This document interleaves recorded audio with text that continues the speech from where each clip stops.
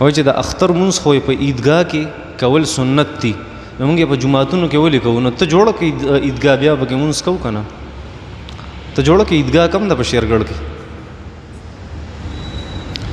د اختر د مانځه نه مخکې د سهار د مونځ نه وروسته او د اختر د مانځه نه مخکې چې نور راختې د سهارې د مونځ قضا کولی شي، او بالکل کولی شي، خو بهتره نه ده. بهتره دا ده چې د اختر د مانځه نه پس یې وکړي.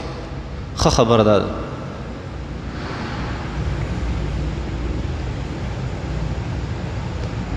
د اختر په مانځه کې چې کم تکبیرونه وایي، کم زیاتی تکبیرونه دي پکې شپږ، نو په هغې کې چې الله اکبر ووایي نو لاس په لاندې ځوړند دی که دلته بیک دی سوایي چې کم تکبیرونه دي، نه بهتره خبره دا ده چې لاسونه به لاندې ځوړند دی، لاسونه به لاندې ځوړند، دا بهتره خبره. دغه شپږ زیاتی تکبیرونه که نه پاتې شي بیا به څه کې؟ نو قضا به یې راوګرځې. څنګه به یې قضا راګرځې؟ قضا به یې داسې راګرځې چې امام تلاوت شروع کړي نو چې هغه وایي الحمدلله رب العالمین، نو په دې منځ کې چې هغه لږ شانتې وقفه کوي نو ته به په هغې کې یو پیر ووایې الله اکبر، لاسونه به نه چوتې. بیا چې بله یو وقفه وکړي نو ته پکې الله اکبر ووایه، چې بله وقفه وکړي نو الله اکبر پکې ووایه. دا دې کولی شي د امام ته د رکوع د راښکته کېدو پورې، چې کله امام رکوع ته راښکته شو بیا دې په رکوع کې د تسبیحاتو په ځای دغه تکبیرات ووایي الله اکبر الله اکبر الله اکبر. بیا د رکوع نه پس ته دې قضا نشته، رکوع نه پس دې قضا نشته. ښه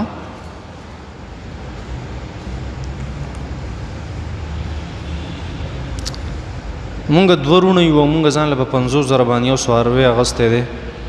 اوس راته چا ویلي چې 2 کسانو په دومره غټ څاروي قرباني نه کېږي. ولې نه کېږي؟ چا وی؟ بالکل کېږي.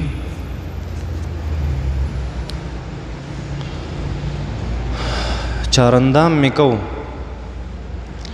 او کم اندامونه چې فرض و فرض نو په هغې کې رانه لږ شان ځای اوچ پاتې شو، نو ما پې لون لاس راکاږو. زما اودس شوی دی که نه مونځ دوباره راوګرځوم؟ نه نه، اودس دې شوی دی او مونځ دې شوی دی. ښه بیا د راګرځولو ضرورت نشته، او بیا احتیاط کوه. وایي چې په دنیا کې هم د ښځو سره ظلم دی او په آخرت کې هم د خلکو سره ښځو سره ظلم دی. په دنیا کې هم د یو نه سیوا ودونه نشي کولی ښځه، او په آخرت کې به هم د هغې خاوند ښځه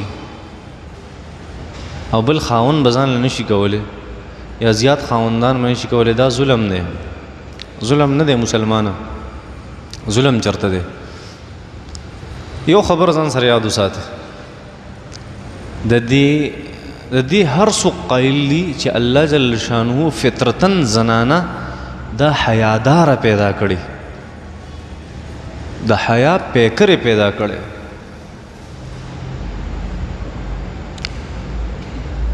اوس په دنیا کې چې کومه ښځه حیاداره یو شرط ولې څه دی؟ چې ښځه حیاداره. دویم شرط ولې دا دی چې هغې دماغ هم کار کوي ټیکي، نو هغه دا چرته نه خوښوي چې زما دې د یو نه سیوا خاونداني. چرته یو سلیم الطبع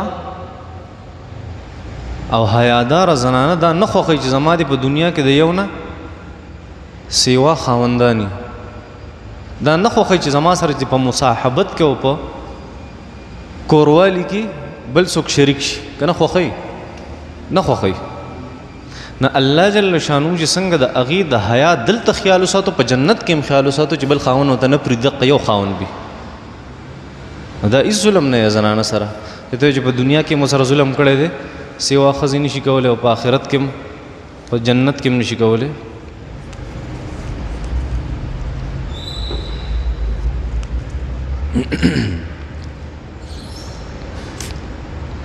وایي چې زمونږ په علاقه کې په روډونو باندې دا خره ډېر زیات ګرځي، خارشنه وکړي خارشنه، او هغه بیا اوچ شي، چې ګاډي ځي نو هغه دوړې کوي، نو دوړې زمونږ په کپړو پرېوځي. زمونږ کپړې پلیتېږي که نه؟ نه هېڅ نه پلیتېږي. ښه دغه ګرد و غبار چې کوم د دې سی سره الوزي دي هیڅ حیثیت نشته